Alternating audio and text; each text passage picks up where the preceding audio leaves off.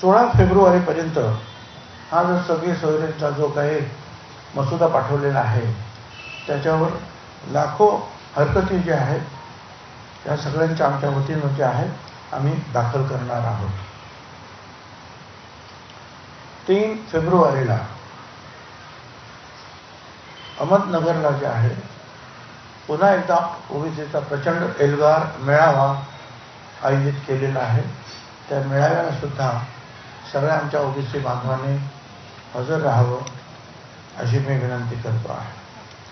या ओबीसी समाजामध्ये भटक्यामुक्त समाजामध्ये अनेक विचारवंत आहेत, अनेक लेखक आहेत, अनेक वकील आहेत, अनेक वक्ते आहेत. ह्या सगळ्यांनी ह्या आमच्या कामामध्ये आमच्या ह्या आंदोलनाला सहकार्य करावं. वकील असतील त्यांनी कोर्टामध्ये ज्या वेगवेगळ्या पद्धतीनं आपलं जे आहे ते पूर्णपणे शक्तीनं कोर्टात उभं राहून ओबीसीवरचा अन्याय कसा होतो हे कोर्टाला पण पटवून दिलं पाहिजे.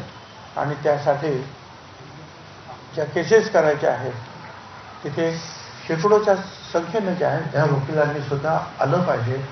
कार्यकर्त्यांनी त्या वकिलांना संपर्क साधला पाहिजे. ज्यांना ज्यांना जे जे काही सहकार्य करता येईल त्या त्या पद्धतीनं जे आहे आंदोलनाला सगळ्यांनी सहकार्य करायचं आहे.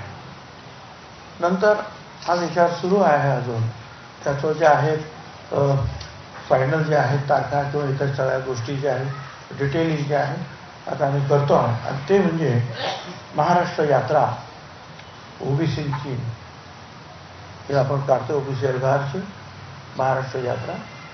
त्याची सुरुवात अर्थातच मराठवाड्यातूनच होईल आणि त्याची तपशील जो आहे आता लवकरच जो आहे जाहीर करण्यात येईल.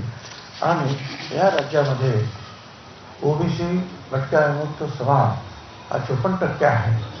पण त्याचबरोबर माझी विनंती जी शेड्यूल कास्ट आहे दलित, जी शेड्यूल ट्राईब आहे, आदिवासी आणि इतर समाजाचे जे लोक आहेत त्या सगळ्यांना माझी विनंती आहे की हे आक्रमण जे आहे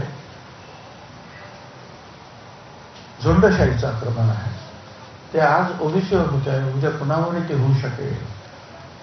याचा प्रतिकार करण्यासाठी सगळ्यांनी एकत्र या आणि या आमच्या प्रतिकार आंदोलनाला जे आहे साथ द्या असे आम्ही सगळ्यांच्या वतीनं या ओबीसी बांधवांना भगिनी मातांना साथ घालतो आहोत, विनंती करतो आहोत. सर हिंदी मध्ये सर